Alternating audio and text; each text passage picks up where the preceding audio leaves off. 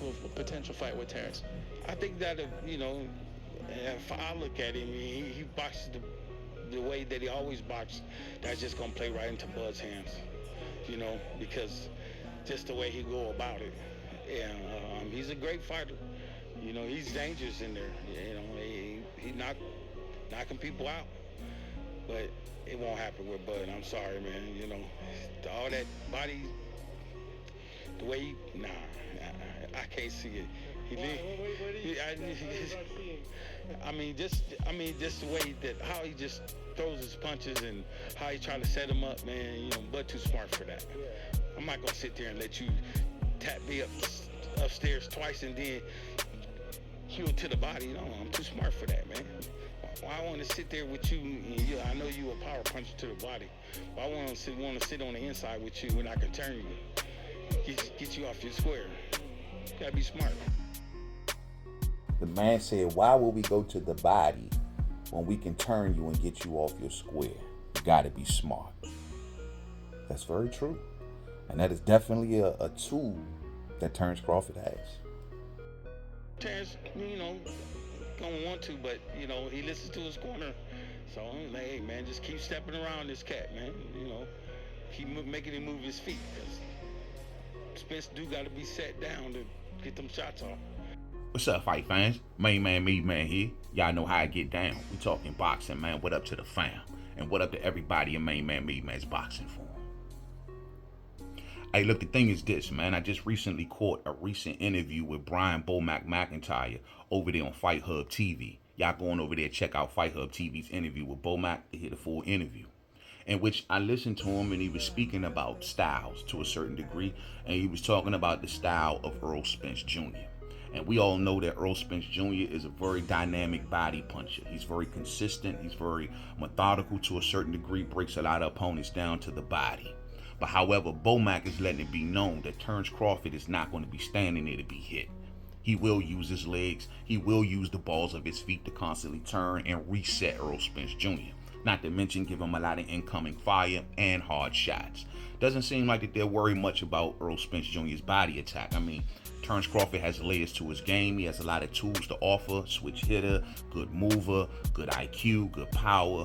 And he can use all of these things effectively to nullify what Errol Spence Jr. brings to the fight game.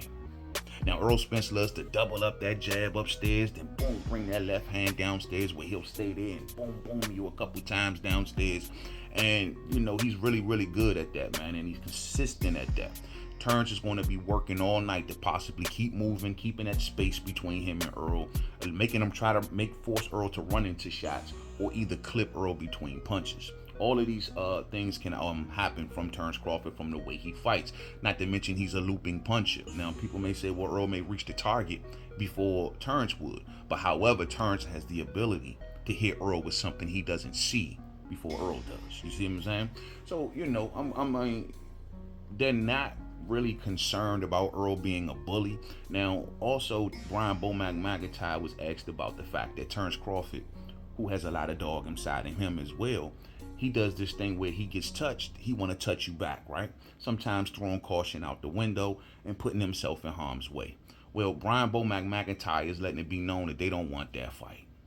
They don't want that fight fans. They want a Terence that's more kind of patient, just kind of like seeing the shots, maybe having Earl kind of come to him and seeing the shots and then resetting them and turning them, taking them off his square, keeping him from gathering power from his legs, so keeping him from being able to just kind of stand on his shots to a certain degree. I look at it as if, he can do all of these things. He can definitely do all of these things. And he's going to have to stay focused. And Bomac Mcyntire is going to have to reach him in those moments if he does get touched and want to go in there and throw caution out the window. Now, it's work for him. But it's just not suggested. It's like a harder route, you know what I'm saying? If a fight breaks out, a fight breaks out. There's nothing that nobody can do about that. But I would prefer Bud Crawford uses his skills rather than his brawn to try to beat Errol Spence Jr. And I think Bomac Mcyntire feels the same way. And like I said, if those moments arise in the fight, they're going to have to reach Bud at that time and say, hey, calm it down, slow it down. We're going to see his shots, make him run into shots. You know what I'm saying? Make him clean, make him count. We're not going to go in there swinging willy-nilly. We're not going to go in there retreating from this guy running all over the place. We're going to give him something to think about. So I'm expecting for some sort of strategy similar to that to break out for the fight out. But either way, man, that's what makes this fight so beautiful, fight fans. Both men can complement off what each other does. Some say that Errol Spence Jr. is a fast starter, and there may be a problem for Terence Crawford.